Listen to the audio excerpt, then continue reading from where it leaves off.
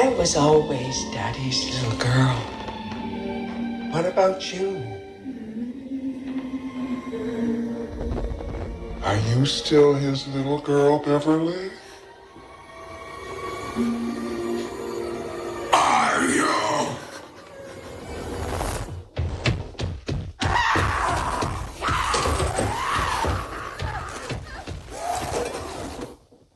Tonight we're going to talk about It Chapter 2.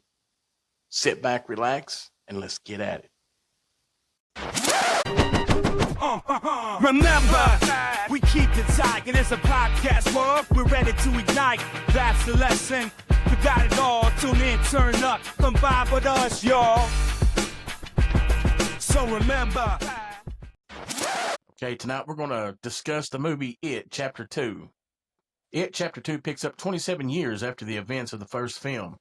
The members of the Losers Club, now adults, have all moved on with their lives and have left their hometown of Derry, Maine, except for Mike Hanyon, who stayed behind to keep watch for the return of Pennywise, the dancing clown. Cade, who was in this movie, buddy? Yeah, so obviously in this movie we see the characters from Chapter 1 all grown up, so we've got an extra character, an extra actor per character here. Starting off with Bill, played by James McAvoy in this movie. You guys probably seen him from some other stuff like Split. He actually played in some of the X-Men films as well. And he's also accompanied by Jaden Martell. He plays a younger version of Bill. Moving on to Beverly Marsh, we have another iconic actress here in Jessica Chastain. And then, of course, the counterpart from Chapter 1, we have Sophia Lillis. Moving on to Richie, we got another iconic guy here, Bill Hader. He's a big comedian. Also followed by Finn Wolford. You can't forget him. Moving on to Ben, we see him grown up here, played by Jay Ryan and Jeremy Ray Taylor. And then we have some lesser-known actors here that I'm not as familiar with. Maybe you guys can chime in. Eddie here, played by James Ranson. And, of course, his younger counterpart, Jack Dylan Grazer. And lastly, we got Mike, played by Isaiah Mustafa and Chosen Jacobs. And, of course, Stanley, Andy Bean, Wyatt Olaf, and It, obviously played by our boy Bill Skarsgård. So, Cade, chiming in for this James Ransom guy, the dude that played Eddie. Apparently, he was in the movie Sinister, if you guys have ever watched that. That's a very popular movie. That's a very, very popular movie. He was also in The Black Phone, and I love that movie. He plays Max. Phone was good, yeah. The Black Phone. That's pretty interesting. I don't think I've ever heard of that. So that was, oh, dude, you're missing out. The Black Phone is another Stephen King. It wasn't made by Stephen King, but it was made by his son. Wow, this man's everywhere. Stephen King is everywhere. Brent, how much money did this movie make when it came out? So It Chapter 2 grossed $473.1 million worldwide. It cost $79 million to make, and it net profited $169 million. Dang, well, sounds like it done pretty good, man. I wonder how that compares to the first movie. Yeah. Which one done better, the first one or the second one? I'm sure the first one did, right? I would guess the first one, but I would have to do a little bit more research on that. Yeah, I'm sure the first one did. Still pretty impressive. Well, this movie starts off, guys. We're at a carnival or something like that going on in Derry, and we have some two, homosexual lovers playing some games at the carnival, and some guys, that's at the carnival, they don't really like that. They don't want them bringing that stuff to this small town. And, basically they start picking on them. It leads to a fight, and some stuff happens, and some stuff gets taken too far. One of the guys gets thrown over the bridge, and that's how we meet up with Pennywise for the first time in this movie. Well, I'm thinking that it's been a long, long time since I've read the novel. The novel come out in like 86 or whatever, and I probably read it sometime around 92 or 93 the first time, and in fact, I don't think that I made it all the way through it then, because I was too young to be reading something that was that deep, you know what I mean? Right, it was a long book. But Brent, correct me if I'm wrong, you're the one that has read it most recently. Is this scene not taking place sort of at the beginning of the novel? I was just gonna say in this scene, I mean, I guess I liked it. They put it in It Chapter 2. Now, obviously, like I said in the first episode, I like the book a lot better than the movies, both movies. So just throw that out there. But I do like that they put this in, or this scene in It Chapter 2. I thought that it was a great opening scene for this movie. Like Corky said, we all know the iconic opening scene of It Chapter 1. So they probably were thinking, we can't top that, and we don't need to have multiple great scenes in It Chapter 1, and then what are you going to have for It Chapter 2? So they put this scene in the second movie, and I love the way that they did it. Obviously, it makes your stomach turn whenever you see the guy getting getting the thrown over the crap beat out of bridge. I him. mean, that is pretty much like what's in the first episode. Stephen King knows how to write bullies, and he knows how to write bullying scenes. In the first one, you've got Ben, who is getting his stomach cut. The bully's trying to write his name in his stomach. In this scene, you've got a guy getting beat up and thrown over the bridge. But what I love about this scene was when the boyfriend, he looks across and he sees all the balloons, and then when So Mike creepy. comes, he notices like the chaos going on outside. He runs outside and he looks underneath the bridge, and written in blood it says, "Come home. It's time to come home." That is a great. I love the way that they kept harkening back to "It's time to come home." That was a great part of that scene. In your opinion, that come home from Pennywise, that's basically him beckoning the Losers Club back to Derry, right? That's him. Yeah. He's basically telling Mike Hanlon, okay, I have woke back up after 27 years. You guys defeated me 27 years ago. I've woke back up. I'm back. Bring the Losers Club back, and now we're gonna have our final showdown. That's exactly right. And Pennywise, he doesn't think that they can beat him. So that's why he's hearkening them back. And in the book, that's a huge theme. It didn't do it too much in this movie, but it's a huge theme when they're adults. It's like, it's time to come home. It's time to come home. Like they see it everywhere. Even the individuals, they see it without Mike having to call. It's like, it's time to come home. And so, but they don't in the novel. They don't understand what that is, right? Because they have since lost most of their memories about what happened in Derry. Am I right here? Yeah, that's what I was going to ask you guys. They don't remember everybody that left Derry. They don't have any memory of what happened, and it's like the closer they get back to Derry, they start remembering things. But I didn't know that before we decided to do this movie this week. When I watched it, that, when he's calling these people saying, hey, you made a promise, you need to come back. Nobody knew what he was talking about, and that's kind of crazy. That's a fact of the movie I didn't realize until I watched it again when we decided to do it for the podcast, Well,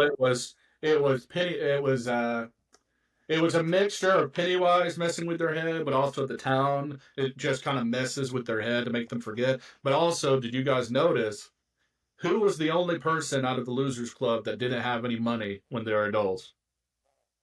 It was Mike. Mike Hanlon. Yeah. And he was the only one that stayed in Derry. Yeah. In the book, it talks about that. All the other people that left, they get super rich because they've left Derry, and Derry keeps you down because it's and Mike, he remembered everything. It's kind of like living in Inglewood. That's what I was going to say was that was another something besides them just losing their memories.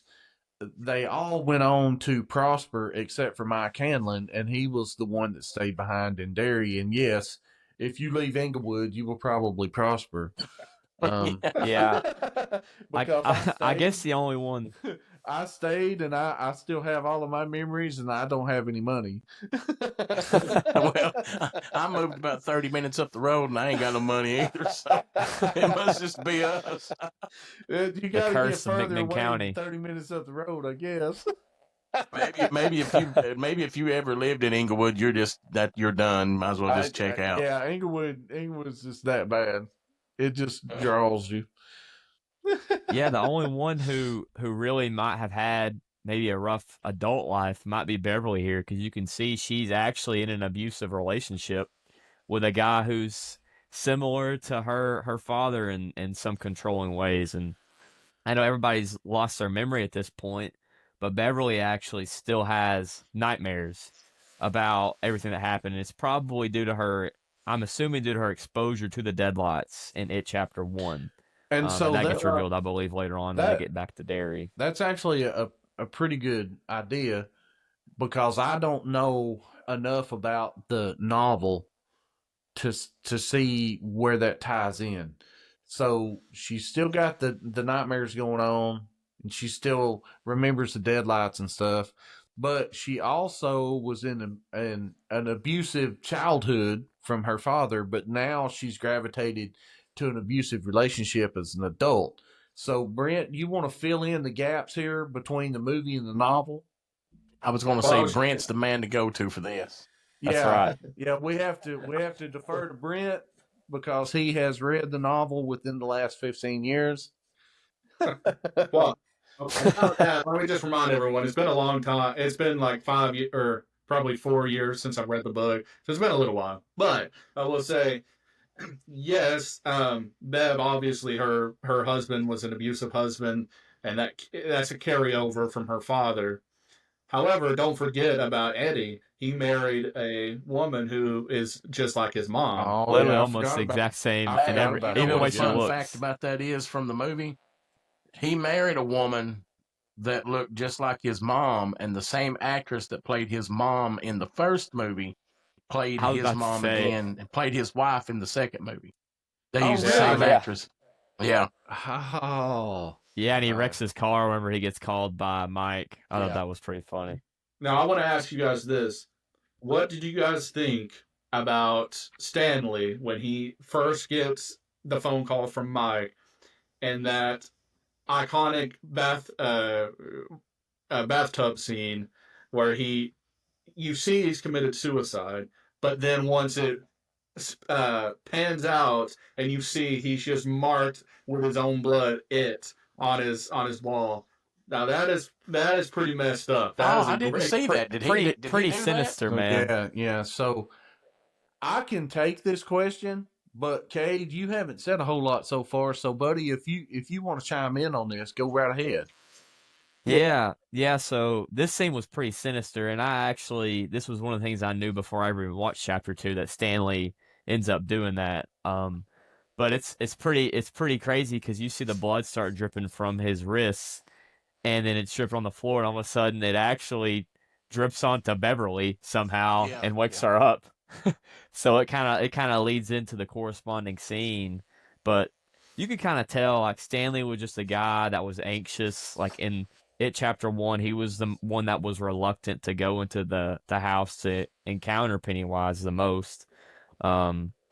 But I mean, I definitely was surprised the very first time I learned about that happening. And you would think with the Ritual of Chüd, he would be super pertinent, but they come up with a way to compensate for that happening in the movie.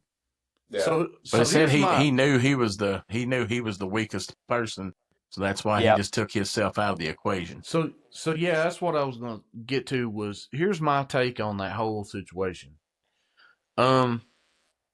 The It Chapter 2 movie, whenever he writes the letter and explains everything, that made a lot more sense to me than what it did when I watched the movie in 1990, which gave no clarification on why he killed himself other than the fact that he was just scared.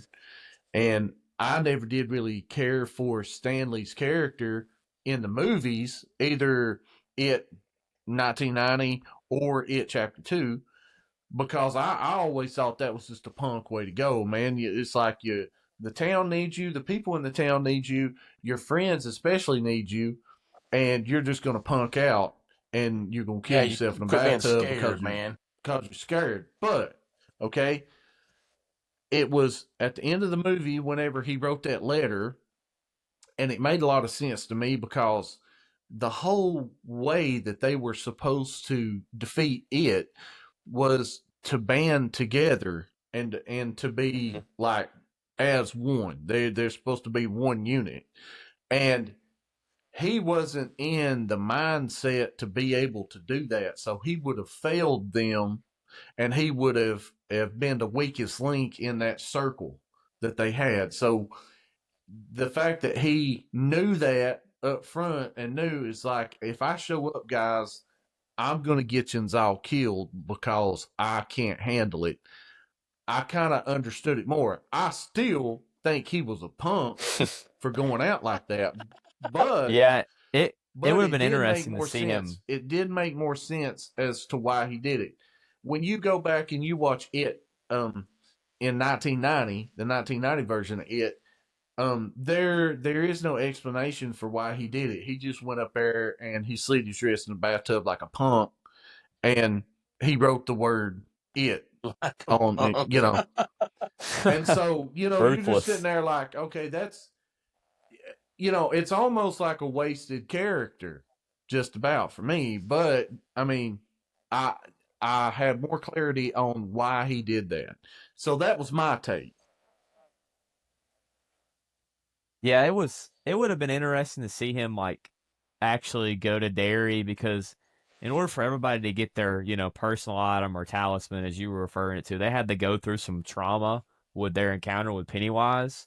So I don't know if old Stanley really would have been able to make it through his, whatever his would have been. Of course, his was the shower caps that they had on and the little hideout they had. But that definitely would have been kind of interesting to see if he would have been able to make it through to Derry. But it does make sense with his, you know, anxious personality, I guess. Well, yeah, you know, Pennywise, he feeds off everybody's fear.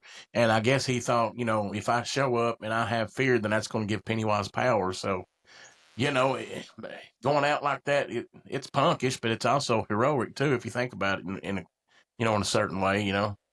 You know, if you're, So you know, if you're going to be scared and you're going to empower Pennywise, so there's only one way to take yourself out of the equation. I couldn't have done it like that, but I guess he did.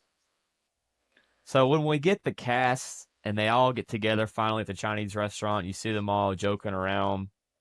Did you guys feel a sense of like the chemistry between everybody as much as you guys did with the kids in It Chapter 1? Because I learned that the kids actually helped cast some of these actors for their roles as adults, some of the kids from Chapter 1. Oh, that's cool. I didn't know that. So Do you guys think that it was a good casting, that it works, or do you guys kind of think it seemed forced at times? in my opinion, as a moviegoer, and I've seen a lot, I've seen hundreds of movies at the theater and at home and everything. So I'm a movie connoisseur. That's right. Connoisseur. He's a Regal member. And in my personal opinion, I really liked the casting of it. I think that they casted it correctly. And when they're sitting at the dinner scene, especially with Eddie and Richie, whenever they're going back and forth with each other with their cracks and stuff, was just like what it was whenever they were kids. I'm also a big fan of James McAvoy and Jessica Chastain. I think that they, you know, are really great actors anyway. And so I think that they come in and they played the parts of you know, played their parts, knocked it out of the park. Now, as far as the other actors, I don't know them as well, but I really don't think that the casting had any kind of missteps. I think that they all casted pretty well. I do like watching the scenes and stuff with whenever they're kids better than what I do with adults. But I think that the adults that were cast for it, I mean, I have no problem with it whatsoever. Yeah, Bill Hader killed it. I feel like as Richie, Dude, and I think they still had their dynamic. He's Bill hilarious. Hader was awesome man. in the movie. I'll second that one. He was hilarious. The only good thing about SNL forever. Like I love Bill Hader and all of the characters that he does, because okay, getting off topic just a tad bit. Me and Corky watched SNL back in the early 90s whenever you had Adam Sandler and all them people that was on it. And one of the biggest things with all of their skits was that they come up with these original characters. and they had these characters in these skits that they would do, and it was almost like a completely different personality for these characters that they would do. All of them had it, and all of those characters. I mean, they even had their own movies and stuff based on those characters. And yeah, Bill Hader, and I'm not sure if he's still on SNL or not. He may not be. No, he's not. But Bill Hader still did characters. And that was one of the things that I loved whenever I was a kid watching SNL was watching those characters and how he could do all of the different accents and stuff. Even at the dinner scene in It, whenever he was making fun of Eddie's mom and he started doing the Jabba the Hutt voice. Dude, that was so good. I mean, that's how good Bill Hader was. So one of the best parts for me, in It Chapter 2 was watching anything that Bill Hader was in, because I'm a Bill Hader fan anyway. Yeah, his timing is perfect. Like when he cussed out that little kid. Oh yeah, it turns out he was just a fan. And that kid's just like, all right. They did that a couple of times. They kind of did. They had more comedy in this one than they did the first one.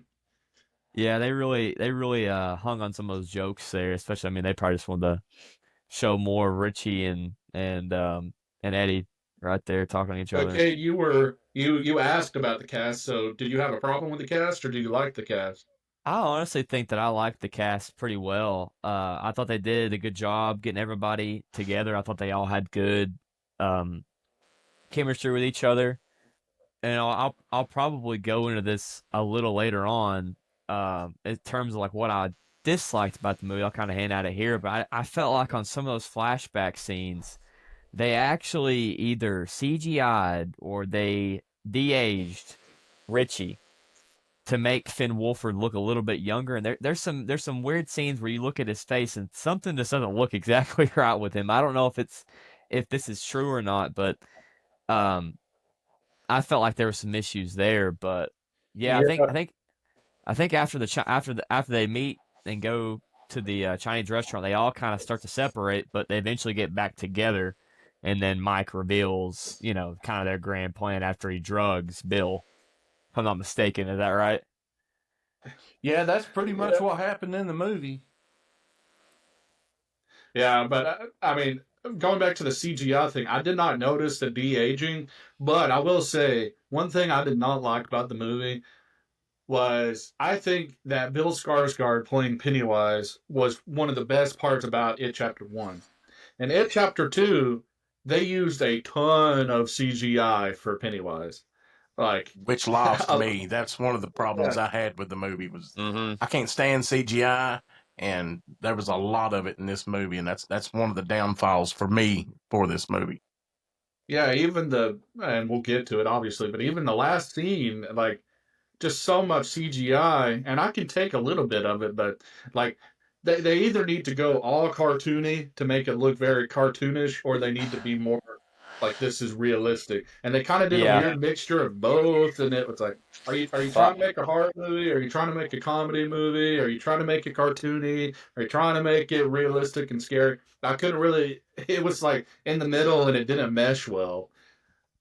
They actually did de-age Finn for this. I looked it up. I guess because he had grown so much and got super tall. Well, I mean, he was a small, scrawny kid. They de-aged him. Is he was probably pushing 17 or 18 whenever he made It Chapter 2, and he's supposed to be playing like a 12-year-old. Yeah, exactly. When he filmed Chapter 1, he was 4'11", and when they filmed this one, he had grown 6 inches and was whatever that is, but they had to compensate for that too, because he had, these kids hit these growth spurts. They may be a foot taller within the 2 years it took them to.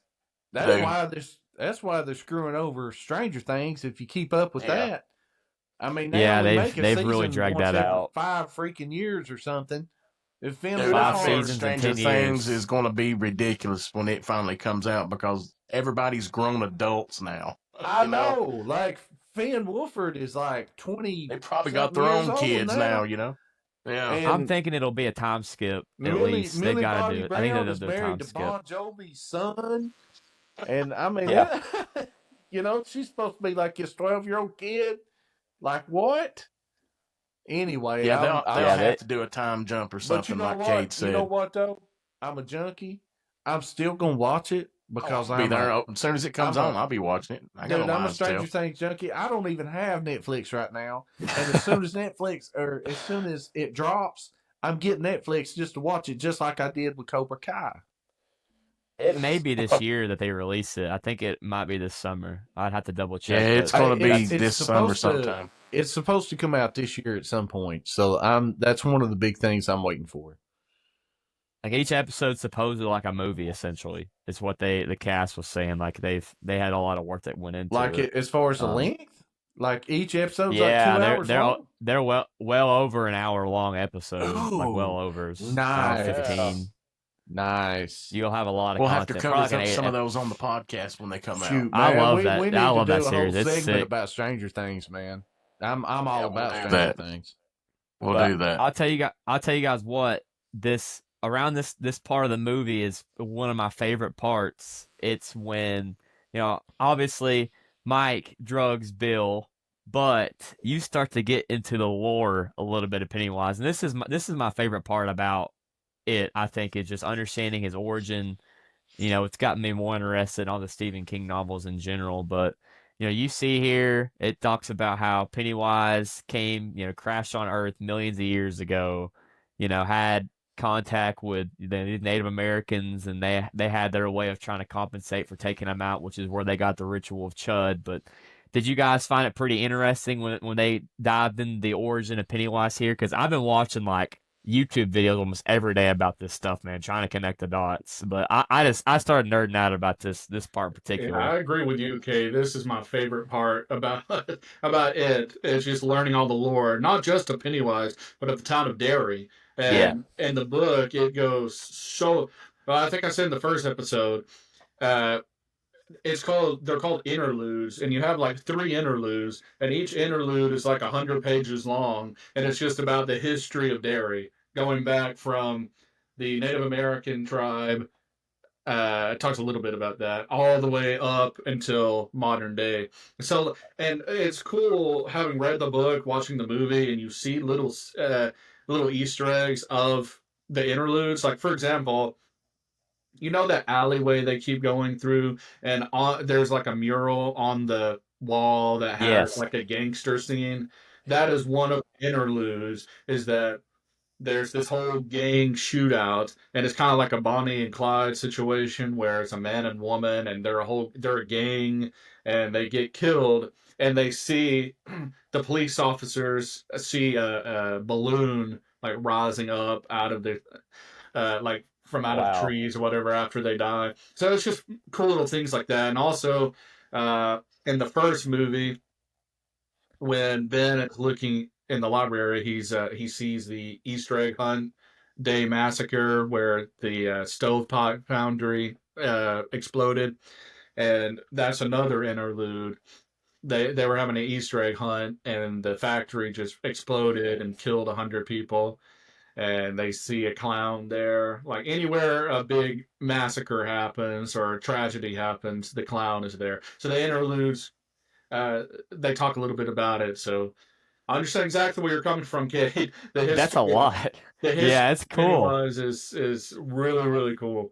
And that I could see, Daniel, how you struggled when you were younger to read this book, because you know, if you got 100 pages where it's just going back through the history, and you know, you don't really see the main cast for like 100+ pages. You know, it kind of reminds me when I was younger and I was reading through the Harry Potter series, and I got to the Goblet of Fire, and I was like, this is a massive freaking book. Like I couldn't read it when I was younger because it's so much content. I'm with you, Kate. I wouldn't have been able to read the entire Harry Potter series when I was a kid because I wasn't that good. You know what I mean? I was it's a lot to keep up with. I think maybe I have a little bit of ADHD or something, and I start zoning out. Like even now, you know, like I'm you know, we did episode of The Shining, about 3 weeks ago. And so that got me to wanting to read the book. So I got the book out, and I'm about, halfway through the book right now. And sometimes I have to go back and reread a couple of paragraphs because in my mind, I'm seeing what happens as I'm reading it. But then it's almost like my mind checks out and I'm reading, but I'm not picturing it anymore. And so then I'm like, wait, what did I just read? So I've got to go back and I've got to read a couple paragraphs. That's so true, And that's man. me. That's so I'm true. serious. That's me as an adult. So when I was do a that kid, driving. When I was This is why I read comic books, man. Because of the pictures. When I was a kid, I was reading some stuff that I wouldn't like age appropriate, and I thought that I could handle it, And I made it through a couple of Stephen King's books when I was younger, but some of the bigger ones and the more in depth ones, that's how you are right now. and the ones that got a lot wordier, I couldn't make it through them, because I was just a kid, and I guess I had some ADHD that kept me from doing it. But I mean, now, shoot, I can't wait to read it. Now it's been a long time since I've read any of that book. I've tried a couple of times in my life to read it when I was younger, and never could make it through it. But I am stoked to read it now, and a big part of that is because we've been going over it for the past couple of weeks on the podcast. But go ahead, Brent. What do you got to say? Another thing, while you were talking, maybe remember another one of the interludes is about what's called the black spot, and I cannot remember if it says in the book that Mike's parents died in a house fire or if they died in the black spot fire, but in the book, there's a little club that well, basically the town is segregated, and so they have a joint for uh, for black people, and so a group of racists, they come by and they burn it down, and they board the doors up so that no one could escape, and they burn the whole joint down, and they call it the Black Spot Massacre. And I can't remember if Mike's parents in the book actually died in that, or if that's a totally separate thing. But that's another cool story, and it's really, really sad to read, like when you're reading it. And I kind of wish they would have brought more of these stories out. I know that it would. I mean, the book is over 1,000 pages long, so there's no way you can fit every single cool story into a movie. But it's stuff like that that kind of makes me feel like maybe a TV show version of this may have been better, or where you could get more of those cool stories. Yeah, there's apparently a longer cut of this movie that the director was teasing at some point. I think it was like 3.5, 4 hour cut, where he was actually going to release a combined chapter 1 and 2 movie and add in extra scenes to make everything seem a little bit more fluid. I think he was actually going to do that. And I would watch it 100%. I me would too, man. I'd probably watch it and try to nerd out as much as I could about it, trying to find some of the little subliminal hints, like trying to find the turtle around Maturin. Yeah, lurking around. They they had the turtle. They had the turtle pop up in a couple of places in chapter 1. I'm telling you guys, and then there was another one in crazy. chapter 2. Because they could, like, the amount of behind the scenes stuff that goes on within like Stephen King's universe that they don't reveal to us is so absurd. Like, there's this whole thing that I discovered, and Brent may know this, like, called the Tadesh universe, which is where a lot of the creatures in Stephen King's books originate from. Like, you guys know what the Mist, you guys are familiar with the Mist, right? Yeah. All the creatures that that appear in that movie come from the Tadesh universe, which, if I'm not mistaken, is actually where Pennywise comes from. I may be getting that backwards, Brent, but yeah. No, you're not getting it backwards. I mean, there's a whole. His books don't line up perfectly. Like, it's not as like in sync as what like the MCU, for yeah, example. it's not like that. But like for example, Pennywise in the Dark Tower series, the final book, they have to kill a Pennywise like creature. Now I wish that in the Dark Tower series that Pennywise would be like a main boss type. Yeah, see, Type I villain. thought he was, but then I saw the character you're referring to. I can't remember his name because I went and spoiled the whole Dark Tower series for myself because I couldn't stand not knowing like how this Oh stuff man, works. the ending of But Dark Tower is crazy. But yeah, that's and we'll probably talk about it once we get to the end of the movie. But I wish they would have kind of stuck with the book in terms of like what Bill and everybody does with the Ritual of Chud at the end. But what did you yeah, guys think about everybody's own little personal journey to getting their talisman? The one that stuck out the most to me was like Beverly because that scene, and I'm scarred from The Shining with these yeah. I naked was old gonna women, say, okay?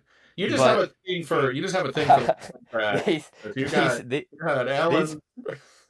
these people are popping up in these movies, and I'm getting chills, man. Like this scene is so crazy because you see she opens the door to Beverly. She's in her old apartment that her and her dad lived in, and she has this blank smile, and I knew something was off with Oh her. yeah, you could And tell by that smile. you see her in the background doing like really really weird She's stuff, doing like backflips or something. like Beverly walks The down the Thriller dance hallway. when she's walking down the hallway. Yeah, Beverly walks down the hallway, and then you look in the background. The old granny gets jiggy with it for like 5 seconds, and then walks off screen. I'm like, dude, that's creepy. And then she goes and sits down and talks to Beverly, and she's like, everybody that dies here in Derry never really dies, and just stares at her. And then she goes in the kitchen and gets butt naked, and that we can't be doing this, Stephen King. We can't. Yeah, Stephen King's got some weird fetishes, bro. I'm put telling some you. clothes on these people. You can't go over to your grandma's house and then her stare at you blankly and then come back out of the kitchen with, a plate of muffins and be butt naked. You can't have that, man. That's not cool. Yeah, like the whole entire time that she was in there, like when she walks out, she turns around and sees that the apartment complex is essentially ran down and no longer, even a thing anymore. But hers really stuck out to me.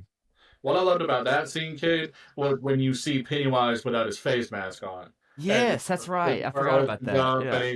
I forgot what he's saying, but I think he's just screaming, and he's got his I don't even know what the makeup thing's called, a brush, just some sort of makeup. Yeah, he paints his face. And he's just going like that, and like I love that scene. See, that was cool. The thing that makes that scene scary is it's real. If they would have CGI'd that, it looked like the stupid Spider-Man guy. That's the thing with this movie where they get away a little bit with and this is Andy Muschietti, this director. He recently released a poor man's Flash movie, and the CGI was terrible in that movie, and the direction I didn't like it. But like the old lady, whenever she transforms into the monster that she transforms into, it's not really like a super scary monster. I don't know. It just that type of stuff, like the really kind of gross, like fake. I don't know. It just didn't do it for me there. And you see that a couple of times in the movie. I don't know what y'all thought about that. I feel the same. I think the special effects were one of the main things I didn't like about this movie, just because they use so much CGI, and CGI is just not as good as practical effects. It's just not. You take the leper, the guy that was trying to, I forget the kid's name, the medicine kid, but the leper was, chasing him and stuff like that. He was so CGI'd, he wasn't scary. He just looked fake, and I couldn't stand that about that movie. Like this is kind of off topic, but like going to what you're saying, like you get some good makeup and you can scar a kid for life. Like I'm scarred from The Exorcist for life from Linda Blair. Like I'm scarred from the way she looked when she was possessed, and that was all like practical stuff, man. So I'm with y'all on that. Yeah, I agree with Corky. Practical effects is always better. 100% practical effects is always better. Like I am a 1980s horror movie buff, as is Corky, and there's a man named Tom Savini that is probably the best special effects makeup artist on the planet. ever. There is no Tom, probably to that. He is the best. Tom Still Savini is the best. Tom Savini is the man when it comes to practical effects. And we're going to get into some of that, in some of these other podcasts. We're going to start breaking down some of these other movies, and we're going to have some Tom Savini stuff in it, and we're going to talk about it. But I have always, now I don't care if it looks cheesy or not, I have always been more into practical effects in movies than what I have with CGI. Even the best looking CGI. That's just been, my own personal preference. Yeah, I agree. I think it goes a long way when you see them take the effort to actually, handcraft some of these props and the makeup on some of these characters. I think it goes a long way in my book. But I think this inevitably leads up to them getting all their artifacts together and mustering up the courage to go take on the big man himself, right? I think obviously there's some stuff in between, but Yeah, they take all of their talismans and head on down to go do the Ritual of Chüd. And I don't know, guys. Like, what do you think about this final scene? Because to me, I think that the lead up to it was great. I like how they started doing it and the lights. But as soon as Pennywise comes out, I'm so disappointed because it's like, yeah, you've got the whole "it's time to come home." He's beckoning him in, and then just to come out like that. I mean, there was just something. I don't know. It just didn't. It really ended the movie poorly for me. That Pennywise was so CGI heavy. Yeah, it just ruined it for me too, buddy. It just, this movie, we talked about this before we started recording. This movie just, I got lost in it. I just, the CGI ruined the movie for me. Good movie. I mean, don't get me wrong. Love the story of it, but stuff like that, just, just too much of it. And this movie lost me. It really did. Well, all right. So I'm going to defend it just a little bit. All right. And my reasoning is I really enjoyed the movie. The CGI didn't kill it for me. I think that they were too heavy handed with the CGI. But honestly, what else were they supposed to do? The ending of it was the ending of it. And Stephen King is notorious for, having what people say bad endings. So they had to do something. Which they made fun of a lot in this movie. Yeah, they did. But that's what I was going to say. We forgot to mention two things. Number one, Stephen King makes an appearance in this movie. And he deserves an Oscar. That was super cool. Yeah. You're rich, I'll he's such a menacing looking guy. I honestly, don't get to see him, talk that much. I don't watch any interviews with him, but I thought that was really funny. And number two, I love that they make fun, like Stephen King makes fun of himself for not being able to write endings, and that was really, really cool that they kept harking back to that, and then even Stephen King, it's like, hey, cool, you read my book? Do you want an autograph? Nah, don't care for the ending. Yeah. Shout out to Ben for bulking up and becoming a freaking millionaire and a chiseled jaw. I mean, that guy glowed up. What about he did. Holy crap. Yeah. Big Ben.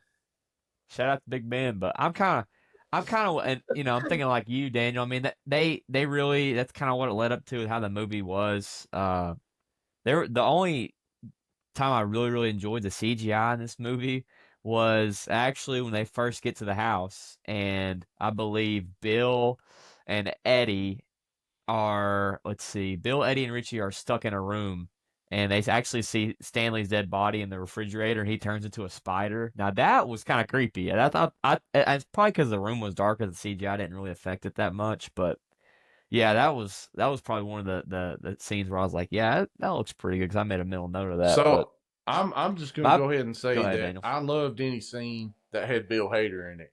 Bill Hader, for me, made the whole movie. Bill Hader made the whole movie, in my opinion, yeah. Yeah. Yeah, he would just like have the timing of his comedy has always been good. I feel like he's a Like, funny dude. I mean, with it, and no disrespect to any of the other actors, but Bill Hader stole every single scene that he was in. I mean, this was Bill Hader's movie. And what's strange is James McAvoy is actually he's a really good James actor. If you've seen McAvoy is Split, a where he plays like phenomenal actor. 30 people. Yes, Yeah, he is a phenomenal actor. But yeah, I mean, I'm not a doctor. But yeah, I mean that movie probably wasn't his greatest movie. I can't even remember which one that one was. We just watched it last year. But the one where Split was awesome. Split was awesome. Yeah, what do you guys think about taking a break right now and let Daniel run his trivia on us this week? What do you think about that? Y'all gonna I'm be ready. Y'all gonna be able to handle my trivia this week? Let me see how fast I I can always Google these get questions. beat, but I'll always talk a little trash. I'll say I can. Well, I got this week I come up with a couple on my own, and then I looked a couple of them up on the internet, and I'll just go right down the list with what I have. Now, the first one is going to be really easy. We've actually already discussed it a little bit, so we spoiled this question, but I'm going to go ahead and ask it anyway. I'll still get it wrong. You probably will. It Chapter 2 trivia. Question number 1.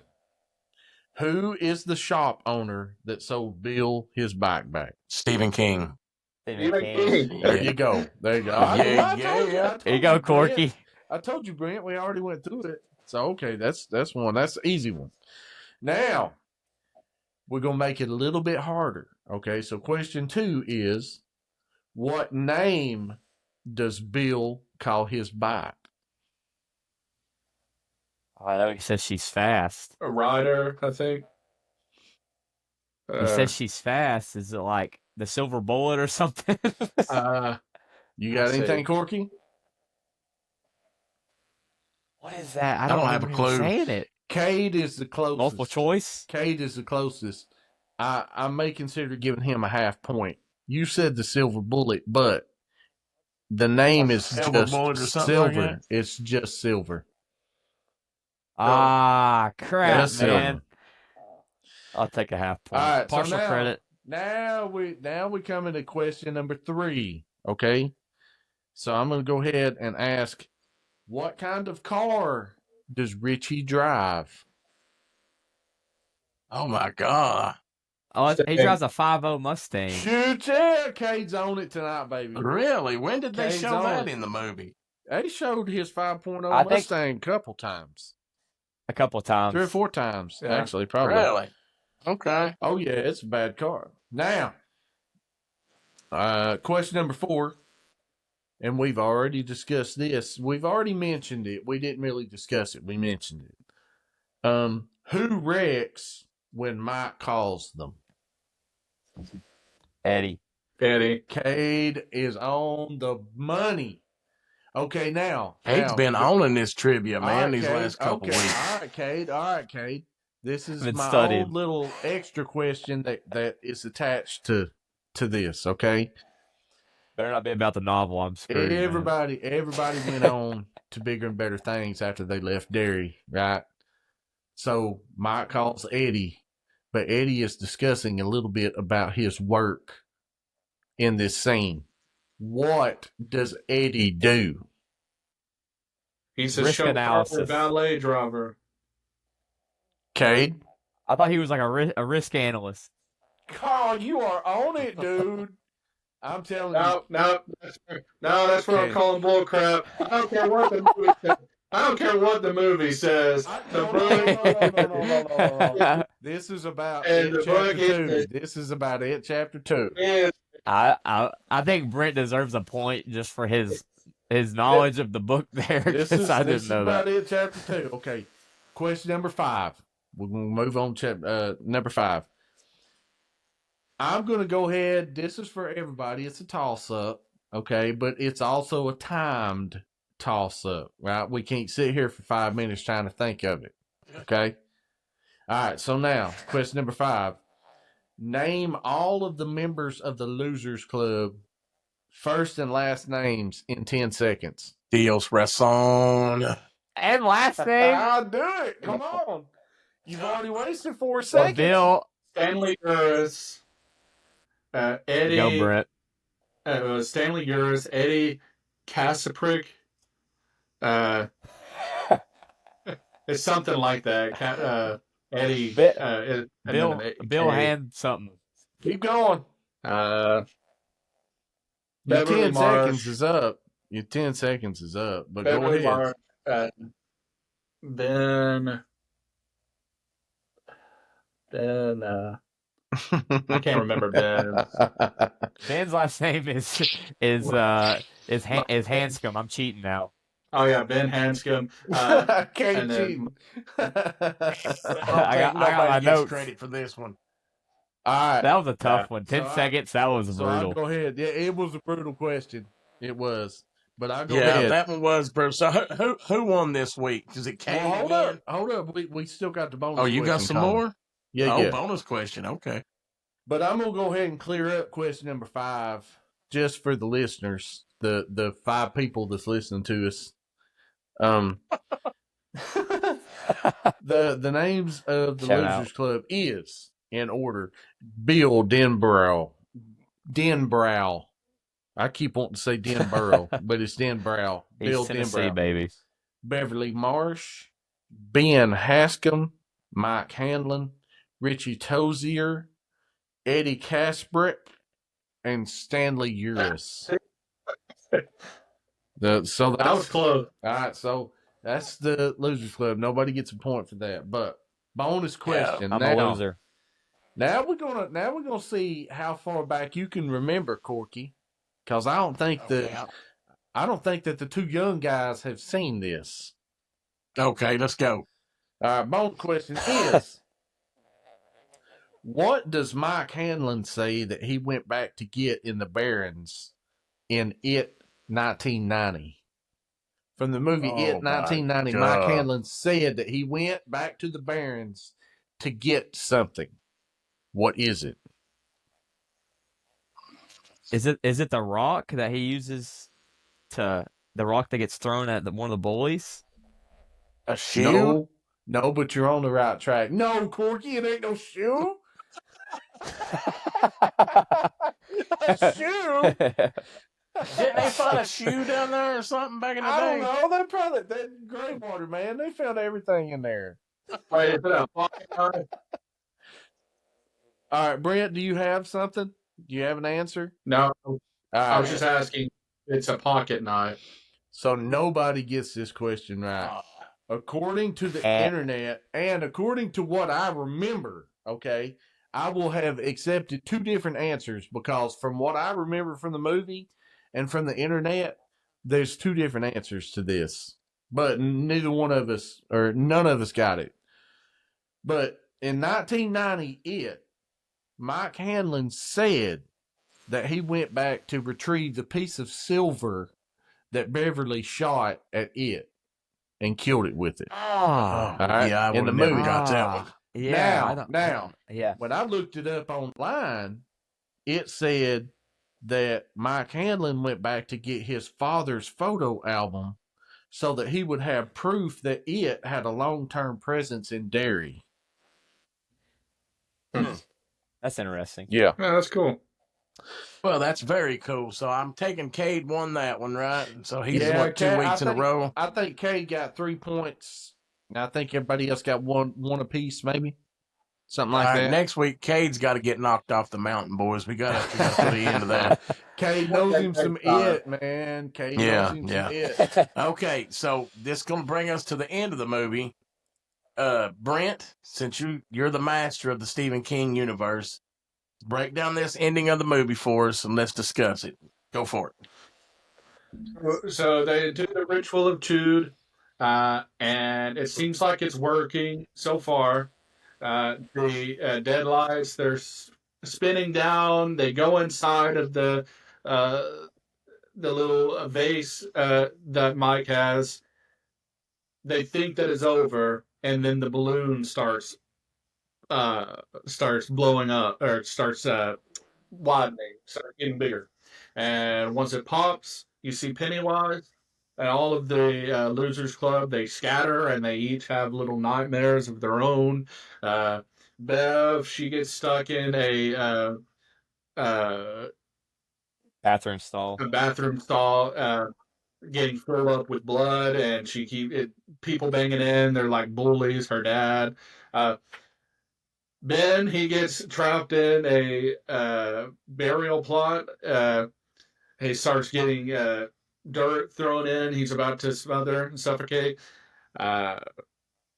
See, Mike, I can't remember everybody's. Let's see, Mike. I'm trying to think where Mike was at. I can't remember where Mike was, and I don't think Richie. I don't think he had one.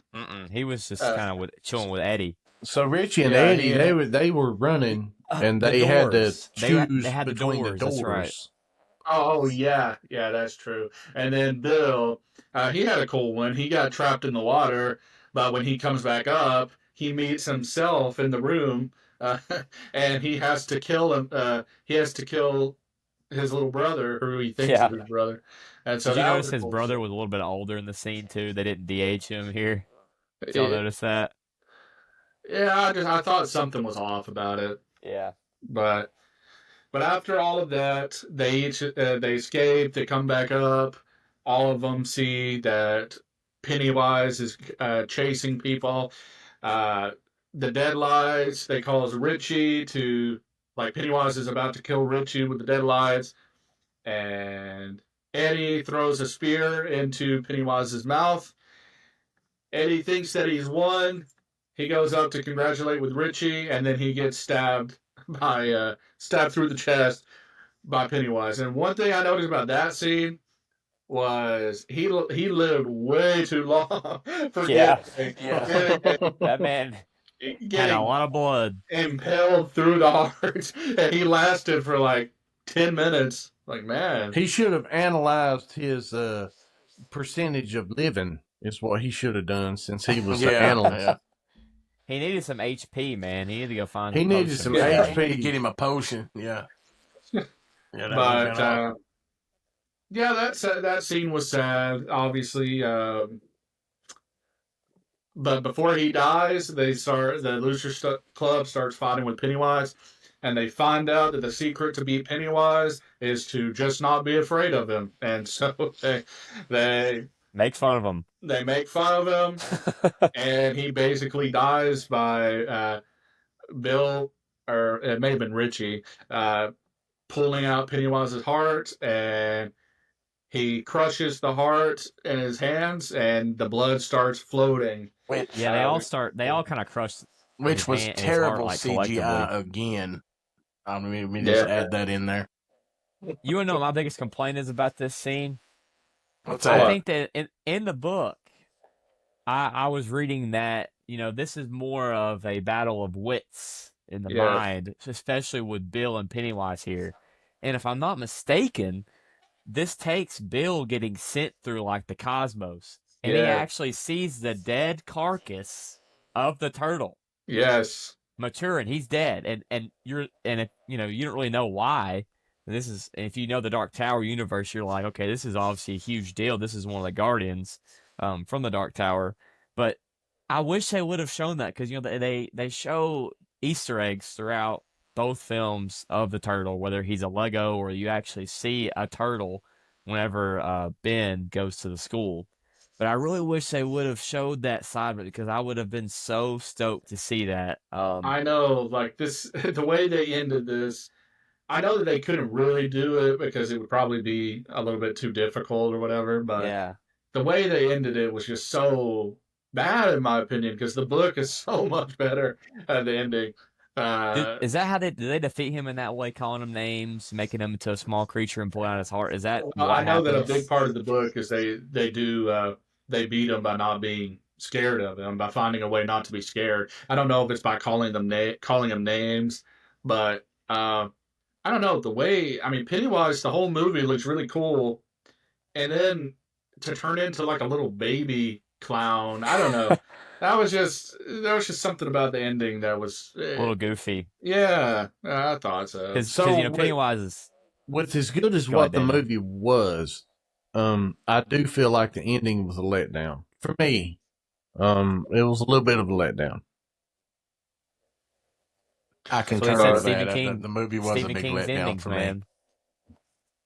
But then after that, after Pennywise dies, they find out that Eddie's dead, and the house starts collapsing in on itself. They run out, and they have survived, but Eddie is obviously still dead. And then that's pretty much the end of the movie after a long flashback of them as kids, which I did like that part of the ending with the flashbacks. And I like how they Where are the eggs? Where are the eggs at? Pennywise. Yeah, they didn't show any of that, and they changed a lot. Like I said, the house was not where Pennywise lives in the book. He lives in the Barrens, right? Yeah, he lives in the Barrens, and once he dies, it's a huge deal. It's not like no one knows. When Pennywise dies in the book, the whole town explodes because it floods. And so, like, a ton of people die. It's like a huge deal. So here's my question. If they would have done that with the eggs. In relation to the Dark Tower, when they kill Pennywise in Derry, and Derry floods and everything, is Pennywise dead? Like, they don't have to revisit. Pennywise never comes back into play. Well, remember, other than the sign in Dreamcatcher that says Pennywise lives, do we know for a fact that Pennywise did in fact survive, or is he actually dead? Did the Losers Club kill him? Well, like Kate said, in the book, they did not smash all the eggs. So, there is more than likely Pennywise lives, like the sign said. They needed to do that, man. That would have been so crazy. Imagine the end of the movie, like very end, like you see in the distance like an egg that hatches or something. Like how freaking ominous that would have been. I think that would have been a lot cooler, showing the more mythological side of things. I agree with that. I would have liked that. So who killed the turtle? Did Pennywise kill the turtle? That I don't know. I don't think it's ever been revealed, right? Well, I mean, the killer of the turtle would have been probably Roland from the Dark Tower. It would have been whoever killed the guardian of the beam of the turtle. That man went through it. Are you saying that Roland was a good guy, man? Roland killed the turtle? The turtle was a good guy. Was Roland a good guy, dude? I'm so lost. Or was it the Crimson King? The Crimson King was definitely a bad guy. I thought that Roland was the adversary of the Crimson King and the Man in Black. I thought that Roland was a bad guy. Is Insomnia a good book? Roland was a good guy, rather. It's off topic, but is Insomnia a good book? Because that's where the Crimson King appears in that book, and I've been staring at it on my bookshelf. Okay, so I have great memories about Insomnia. It was a great. Have you ever read anything?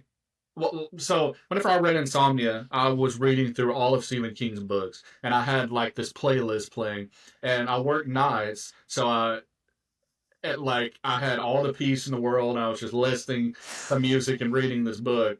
And so whenever I hear certain songs, I'm right back reading Insomnia in my head. Is Insomnia the best book of all time? No, it's very dark, tower heavy, and and it's not as scary as it sounds. Like the book sounds scary, but or the title, I mean, sounds scary, but the premise is not that scary. But it relates heavily to the Dark Tower, which means it relates heavily to it, because the Dark Tower is, I should say, it is extremely Dark Tower heavy. So some books in Stephen King's universe are more related than others. So it and Insomnia and Dreamcatcher and The Stand, they're all really, really Dark Tower heavy. So they all kind of relate. I like that. That's freaking sick, man. Yeah. Yeah. Well, before we started doing these Stephen King movies, I never realized they were all connected like this. I think that's pretty cool, man. I really do. Well, I guess my final thoughts on it is screw Roland, man. If Roland if Roland, whoever Roland is, if he killed the turtle, I'm gonna look it up. What's up? You I'm gonna look can't it up. be killing no turtle. What kind of evil human being kills a turtle, man? Yeah, man, that sucks. You suck if you kill a turtle. Screw Roland. I'm not I saying don't for even sure know who that he is. I'm not saying for sure that he killed the turtle, so no one come after and say this guy doesn't know what he's talking about. It's not said that he kills the turtle. We'll have to ask ChatGPT later and see what he says about it. I'm doing it right now because I'm upset. I want to know who killed the turtle. Because if Roland killed the turtle, then screw Roland because I like the turtle. Screw whoever killed the turtle. That's what I'm trying to say. 100%. Y'all ever been to SeaWorld? Who's killing turtles? Yeah. That's right. I have been to SeaWorld. I ain't seen no turtle. Okay, it says Maturin was not killed by anybody directly. He dies of natural causes off page before the final events of the Dark Tower series. What up? That's just one of those Stephen King things, man. You got naked old women and you got things that don't make sense. And some homosexuality sprinkled in there, too. All right. Well, okay, so I'm going to go back to, all right, Roland's not a bad guy if Roland didn't kill the turtle. So there we go. Take it back. We're going to let Roland Gunslinger. We're going to let Roland slide. Okay. All right, this is a point in the podcast where, you know, we're all going to rate the movie. We're going to rate it 1 through 5. Cade. Brent, tell us how we're going to rate the movie. I'm getting my people mixed up tonight. It's been a long day. It's been a long day for Corky here. Me and Cade look alike, so it's fine. That's right, man. We're going to rate them off the same 5 criteria we've been rating the movies off of. Those criteria are cultural significance, special effects, music, symbolism, and overall enjoyment. We'll rate them 1 through 5, with 1 being the lowest and 5 being the highest. And we will average out our 5 scores, and that will give us our total score for the movie. All right, that sounds like a plan. You know what? I never go first when we do our ratings. I usually try to save myself for last. Go first, man. Go first tonight. Yeah. You know, whoever listens, you know, we got some listeners on this podcast. It's growing week by week. We got like 5 listeners, man. They're hardcore fans. Yeah, 500. No, but we're doing pretty good. We're doing pretty good. I can't complain. But we're growing every week. But if you have listened to this show in the past, then you can pretty much tell I was pretty much quiet tonight. The reason I was quiet tonight is because I don't like this movie. Love it, the whole world around it. But this movie just didn't sit well with me. So, we're going to start out with special effects. I'll give it a 3. I could really give it a 2, but I'll give it a 3 just because, you know, the special effects were good for what they are, but I'm not a fan of CGI, and I just really felt like there's way too much CGI in this movie. Cultural significance, I'll give it a 2. I don't really see much cultural significance at all in this movie. Just my opinion. I may get a little hate for it, but that's just my opinion. Music, I'll give it a 1. I couldn't tell you if there was a horn or a piano or a guitar strummed in this movie at all. So I'm gonna give music a 1. Symbolism, I'm gonna give it a 1. The movie's just not good in my opinion. I'm sorry if you disagree with me. Overall enjoyment, I'll give it a 3 because it is part of the It universe. So I'll give it a 3. And that makes a total score for 10, which that gives it a total score of 2 for me. It's 2 out of 5 for me. Oh, I was gonna thought you were gonna give it a negative score. That's there my for lowest a second. rated film so far. and that number is kind of offsetting because the movie's not a bad movie. It's just I don't like the movie, if that makes sense to anybody. But Daniel, go next. Let's see what you got. I give it a 2 overall. All right, man. I'm going to give it higher than a 2. But we're going to go ahead and start with cultural significance. Now, you got to remember, we're rating this 1 through 5, so 3 is going to be average. Cultural significance gets a 3 for me, and the reason for that is that when I think about cultural significance, I think about, you know, what is this movie doing to really promote horror or promote the genre for what's been done before and what's coming next. What's it? How does it, play in? And for me, it didn't really do anything special. So it's going to get an average score for me, a 3. Symbolism, I will give it a 5. I think that there was quite a bit of symbolism in it. I, you know, Corky didn't like, the movie in general, but there was some symbolism in it. I did catch quite a few different spots where it had it. So I got to give it kudos for that. Special effects, I did not like the CGI in it. I'm not a fan of the CGI in it. However, the special effects, they had a lot in it. So it gets a little bit above average score for me, which is a 4. And then music, I'm like Corky. I can't tell you what the music background was.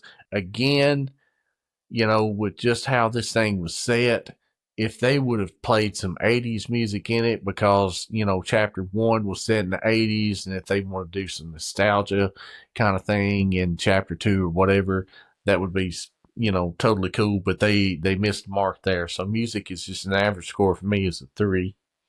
And then my overall enjoyment, I know that Corky said that he didn't like the movie. I actually do like the movie. I'm a big fan of Jessica Chastain and Bill Hader, and James McAvoy and some of the others, and I really enjoy all of their work. I think that they're phenomenal actors, and I think that they brought their A game to the film itself. So even though I didn't like the ending of the movie, I do really like the movie itself, and I would watch it again. So once I average all that stuff out, I've got a grand total of a 4.0 for It Chapter 2. Nice. I never thought it'd rank that high for you, but hey, yes, it did. So it gets a 2 from me, gets a 4 from Daniel. Kate, how do you say it? All right, fellas. So I rank this movie, starting with cultural significance here, and obviously, It Chapter 1, this was huge. You had clowns walking around. I mean, Athens, Tennessee. I mean, this was a huge movie. I felt like It Chapter 2 wasn't as big. Give it about an average score for that at a 3. Moving on from there with special effects, we kind of talked about it earlier. The CGI in this movie was a little shoddy at times. The de-aging of Finn during the movie just threw me off so much. Like, he looked very strange at times with his big glasses that he wears. So special effects, I'm actually going to give it a 2. Music here, I'm also going to give a 2 for this. There wasn't really a significant soundtrack here, and kind of much like what we saw in the first movie, not really any iconic song used in this. Symbolism, I actually give this a 3 here. I wish they would have stuck with the book a little bit more here, especially towards the end of the movie. I nerd out about all the hidden stuff they do with Maturin and its ties to the greater scheme of things in Stephen King's universe. So I would have appreciated something more there, so I gave it a 3. But overall enjoyment here, I'm going to give this a 4. This is a fun watch. This movie, though, is a bit longer than the first one. I think the first one's runtime is a little bit over 2 hours, whereas this one is almost 3 hours. So, if you're looking to kind of sit back and relax and watch a movie, a long movie, this is a good one for that. When you average all my scores there, I'm at a 2.8, which I'll round that up to a 3. So this is kind of more of an average movie for me. Definitely my lowest score so far, though. All right, so that's a 2, 3, and a 4 so far. So Brent, how you feel about it? Well, so I agree with pretty much how everyone except for Dad so far. Cultural significance. I've got it as a 3 for cultural significance, just because I feel the same way, that it didn't change the way we view movies or horror movies. There wasn't a ton going on, but it definitely didn't go unnoticed. I mean, people went out and watched this movie. and we still recognize Pennywise. So a movie that has Pennywise in it, it's going to be culturally significant. So I give it a 3. Special effects. This was the real downfall of the movie. I didn't give it a 1. I gave it a 2. The only reason it's not a 1 is just because it wasn't completely horrible. Right. Like I said, there's a way that they could do it without being as bad. If they went on the cartoony end of it and they wanted to make this movie more cartoony, I would have been fine with the way that they did the CGI.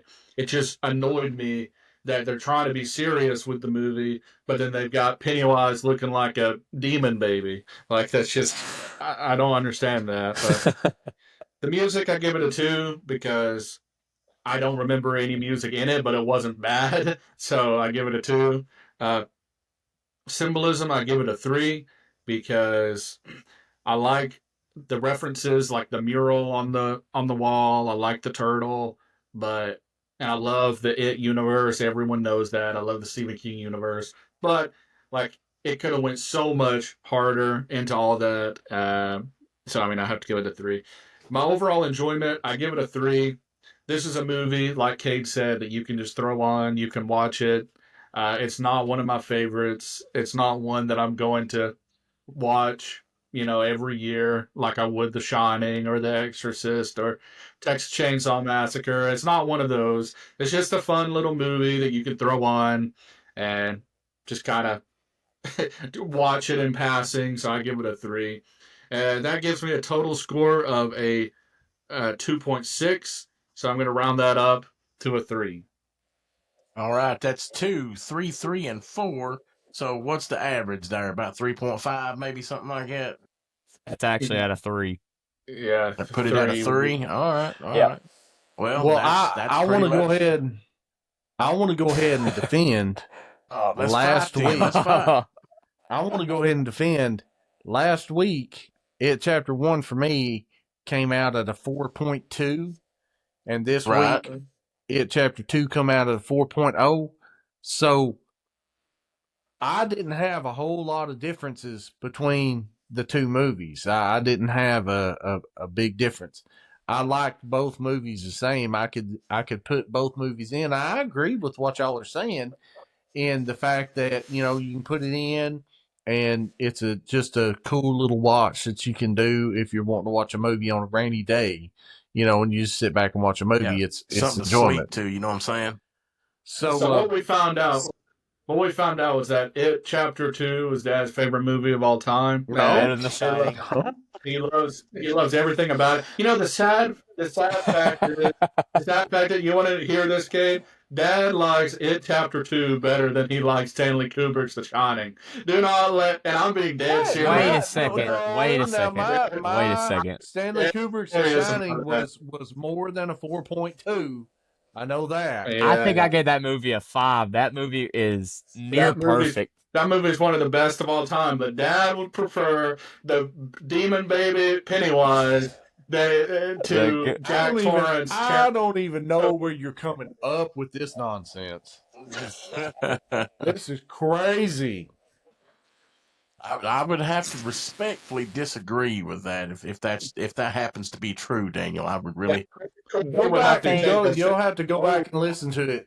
My overall score of The Shining was higher than a 4.0, and a 4.0. I got mine on my spreadsheet. Mine was a 4.6. A 4.0 is what I gave It Chapter 2, and my overall score of The Shining was more than a 4.2. Let me see if I can find it.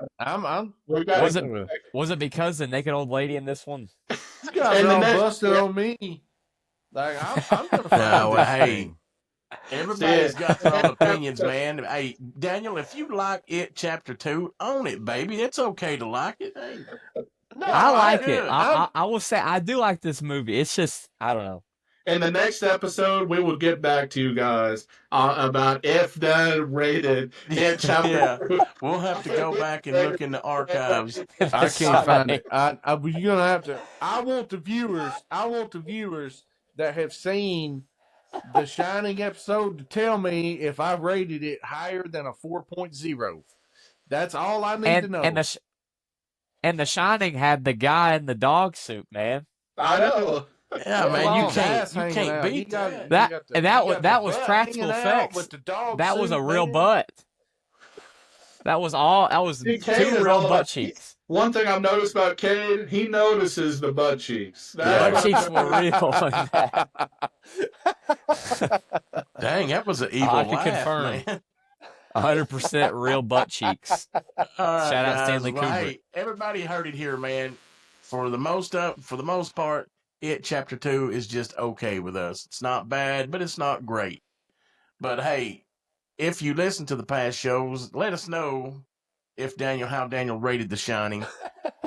Also, let us know if you like It Chapter 2 better than The Shining. We may run a poll or something like that and see. I'm betting The Shining's going to win. Way. But it's No all way. good. Hey, I'm telling It you Chapter straight, 2. The Shining's gonna win. I guarantee it will. But It Chapter 2 is just an okay movie. Watch it if you want to. It's one of those kind of things. We appreciate everybody turning in. Like and subscribe and all that good stuff. It helps us out. Comment on this video. Let us know what you think about it. And we'll be back next week. I think we're going to do Resident Evil, the video game series, something like that. But I may be wrong, but I think that's what we're going to do. So, Oh, crap. yeah, get ready next week. Don't We're get gonna me go back hyped to the up for the arcade. Yeah, see ya. Bye. See you. Bye. See you. Bye. Remember, we keep it tight, and it's a podcast world. We're ready to ignite. That's the lesson. We got it all. Tune in, turn up, come vibe with us, y'all. So remember.